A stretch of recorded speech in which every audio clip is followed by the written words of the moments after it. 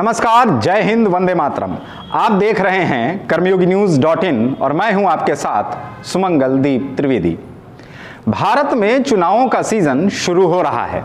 अगले महीने यानी फरवरी 2023 में देश के 3 राज्यों में चुनाव होने वाले हैं, त्रिपुरा, मेघालय और नागालैंड। त्रिपुरा में 16 फरवरी 2023 और मेघालय तथा नागालैंड में 27 फरवरी को वोट डाले जाएंगे। इन तीनों राज्यों में नतीजों का ऐलान 2 मार्च को होगा। राजनीतिक दलों ने चुनावों को लेकर कमर भी कस ली है, लेकिन इन सबके बीच भारतीय जनता पार्टी की नजर केवल इन राज्यों के चुनावों पर ही नहीं टिकी है।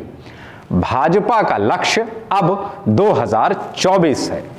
2024 के लोकसभा चुनाव को लेकर भाजपा ने चक्रव्यूह रचना भी शुरू कर दिया है। यहां एक बात और आपको समझनी होगी कि एक बड़ा लंबा और चौड़ा औरा बनाकर अपने लक्ष्य पर ही केंद्रित रहते हुए उसे भेदना भाजपा का सबसे मजबूत अस्त्र है। यह तो आप भी जानते हैं कि भारतीय जनता पार्टी को देश की सरकार चलाते हुए 2024 में 10 साल पूरे हो जाएंगे। 10 साल से देश की सत्ता पर काबिज भाजपा अब 2024 में नया विजन लेकर आने की तैयारी में है। अगले 400 दिनों में भाजपा नया इतिहास रचने की तैयारी में है। अभी हालिया ही भाजपा की महत्वपूर्ण बैठक में पीएम नरेंद्र मोदी ने पदाधिकारियों और कार्यकर्ताओं को नए मंत्र दिए हैं।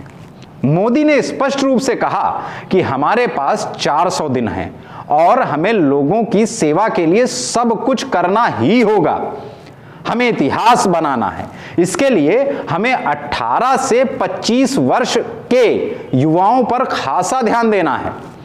पीएम मोदी की इन बातों से एक बात तो साफ हो गई है कि भाजपा अब युवाओं को तरजीह देने की तैयारी में है। वैसे भी जब वरिष्ठों के अनुभव और कनिष्ठों की ऊर्जा का सम्मिश्रण होता है तो इतिहास बनते और बदलते देर नहीं लगती।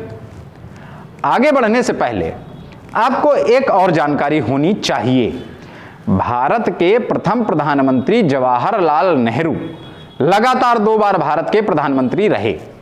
इंदिरा गांधी ने भी 3 बार प्रधानमंत्री पद की शपथ ली है, लेकिन वे भी लगातार भारत के प्रधानमंत्री पद पर नहीं रही हैं।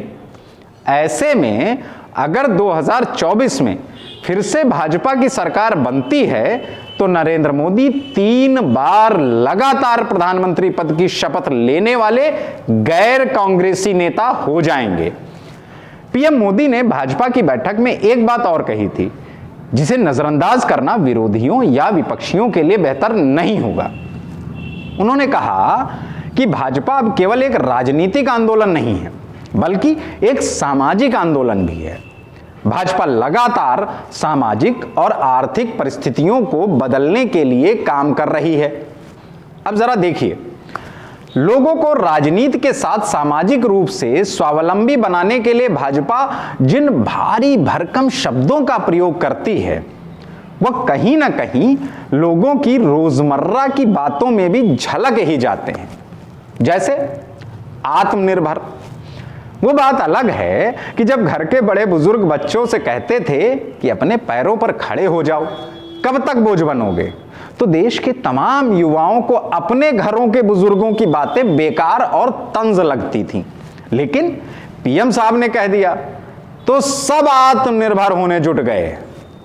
हां, स्वच्छता पर जो अलख जगाई गई वह वाकई काबिले तारीफ है। अब लोग चाय पीने के बाद कुल्हड़ फेंकने से पहले अपने आसपास कूड़ेदान की तलाश करते नजर आते हैं। घरेलू उत्पादों के उपयोग के प्रति भी लोगों का रुझान बढ़ा है, इसमें भी कोई दो राय नहीं है। यानी भाजपा इस बार यानी 2024 के लोकसभा चुनाव में पिछले सारे रिकॉर्ड तोड़कर देश की संसद में पहुंचने की तैयारी में जुट गई है। लेकिन पूरे देश में भाजपाइयों को पीएम मोदी की इस बात का भी ध्यान रखना ही होगा कि भाजपा अब सामाजिक आंदोलन में बदल गई है, तो कहीं इसे धार्मिक आंदोलन बनाने की कोशिश न करने लगें। जय हिंद।